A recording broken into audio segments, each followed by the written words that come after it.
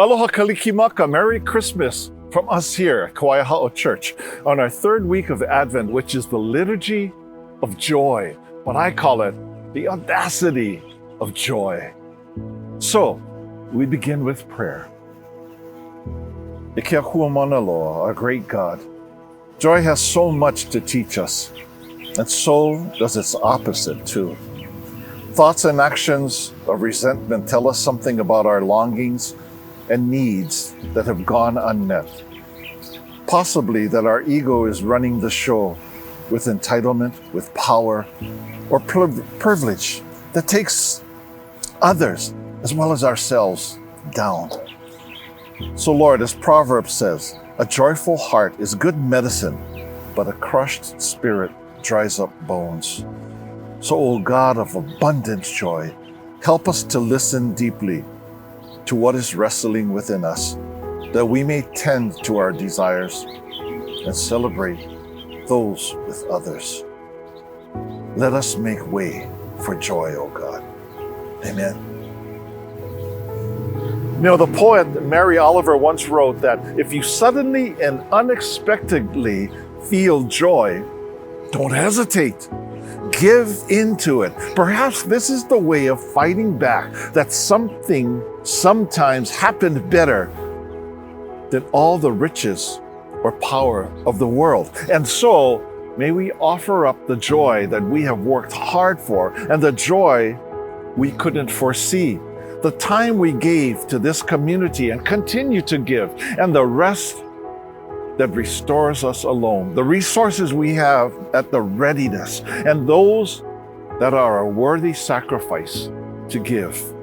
And in so doing, may the joy of the gospel be felt and experienced in this place. Luke chapter 3, verses 7 through 18 asks these questions. The crowd asked him, "What then should we do?" Even the tax collector came and they asked him, "Teacher, what should we do?" The soldiers also asked him, "And we, what should we do?" So what is our questioning? What should we, you and I, do? It says, and the children asked Mary, "What then should we do?" And Mary said, "Lead the way." Lead the way. How can we ask these questions and answer it with hope and peace and with the joy of the love of the gospel and of God to set this Advent season into play? This is a story of joy, and it's called the Yeti crab. The Yeti crab. Hey, I have what do you call those things that we drink water from? Yeah, those are Yeti jars. I've never seen a Yeti crab. But this one talks about a Yeti crab that lives 7,000 feet below the Earth's surface. I don't think I'll ever get there. Anyway, the Yeti crabs can be found dancing over cracks on the ocean floor, and these remarkable crustaceans wave their large fuzzy claws over their heads and sway back and forth over and over again. You know, when scientists first found these crabs living in what they thought were unimaginable conditions, they were fascinated by this deep sea dance party. These crabs wave their arms up in the air like they just don't care all day and all night. Not to mention they are constantly bumping into each other, but without causing any fuss or fights among each other. They just keep swaying together.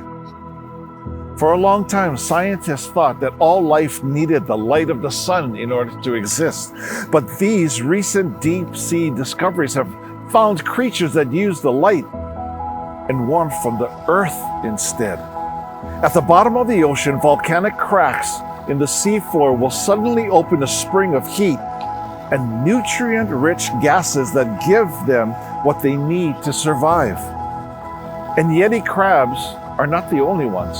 There are other creatures, even our friend, the purple octopus, have found gathering around these vents. Science writer Sabrina Embler reflects on this survival strategy by saying, I prefer to think of it not as a last resort, but as a radical act of choosing what nourishes you. Wow, that's beautiful.